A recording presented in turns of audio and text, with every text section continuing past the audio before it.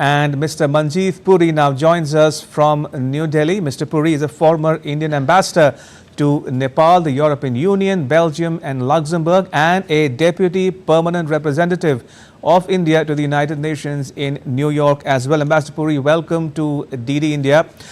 Now, as the report said, we understand the significance of the Chabahar port for India and the region at large. But my question to you is this: does the signing of this pact, show India's strategic autonomy, that it pursues an independent foreign policy? Ramesh, absolutely.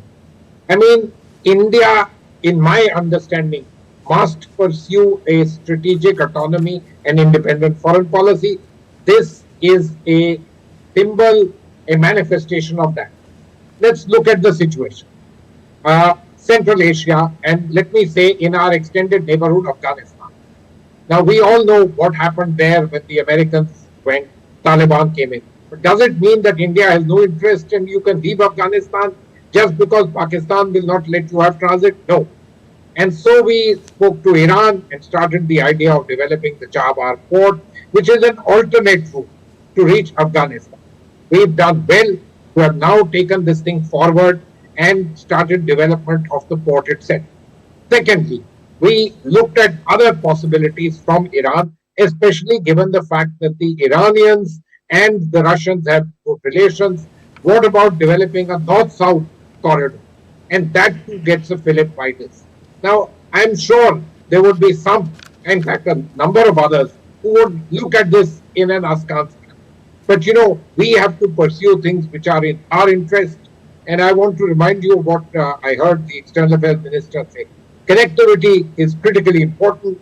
This is a region in which some of these things are constrained as far as we are concerned, in particular because of Pakistan's obduracy, letting us use its territory for transit. But we need to get it over with, and that's exactly what we've done. Important strategic move, what signals strategic autonomy and independent action on the part of India. Absolutely. Ambassador Puri, which brings me to my next question to you. The US has voiced some reservation over the pact. Now, this in spite of the US exempting India from certain sections for the development of the Chabahar port.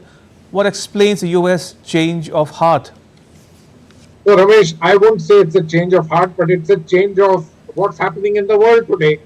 When the US looked at India in a larger light, especially in the context of China, and said, it's all right, we have issues with Iran, but we also recognize that you are in the same neighborhood, you have other links with Iran, you have other needs, and the fact that Chabahar would allow you to get to Afghanistan, which in a sense had become problematic.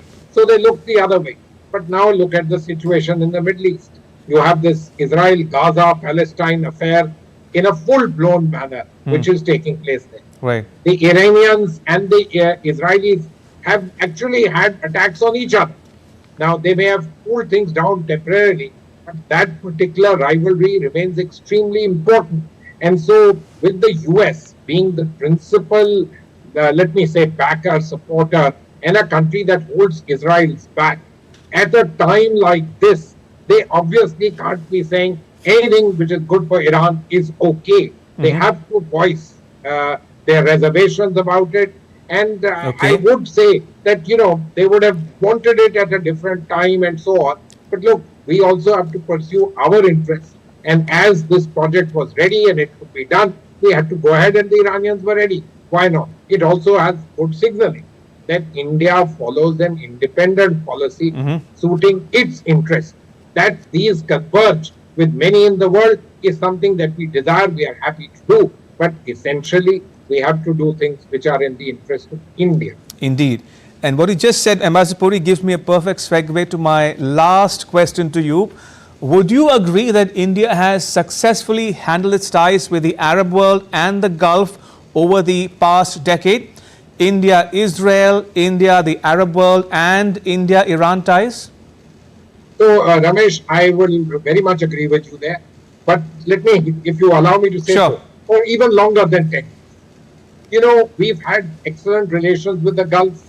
They, the number of Indians who live there, work there, who make it their workplace, as they say, karma bhumi, and who have become the largest tributaries of India, which has resulted in huge developments in Kerala, in several other parts of India. They are also huge trading partners. If I'm not mistaken, the UAE is among India's top 3 trading partners. We, of course, import huge amounts of oil from them. So we've handled this relationship, but we've also built ties at the level of the people. And I want to draw your attention to the opening of the Hindu Mandir, the Honorable Prime Minister visiting there, going there for the COP in Dubai. All of these things are positive. But it's not just the UAE, it's been with all the other countries. At the same time, despite the fact that those countries have issues with Iran, we've kept our channels of communication open. There have been some issues, Indian seamen coming under problems with the Houthis firing, but the Iranians have responded to our reaching out to them. We have continued our development from the Chabahar port. So we've managed all of these well. And of course, as far as Israel is concerned, look, we have a fine bilateral relationship with them, which is also strongly rooted in interests, whether it is in the area of defense, it's in the area of managing terrorism, etc. All of that is done well. And we have been there to stand up for Israel in the most difficult of times. But we've also called upon the Israelis to be more understanding for the need for humanitarian assistance and for the fact that the Palestinians are important. You can't just push them away. Look at our recent vote for Palestine to have enhanced rights in the UN General Assembly. So it is a balancing act, but it's an important balancing act for us because we are also a major country in the region. This is, after all, our extended neighborhood. And we balance, but we balance this success. All right. On that note, Ambassador Manjeev Puri, thank you for your time. Appreciate it.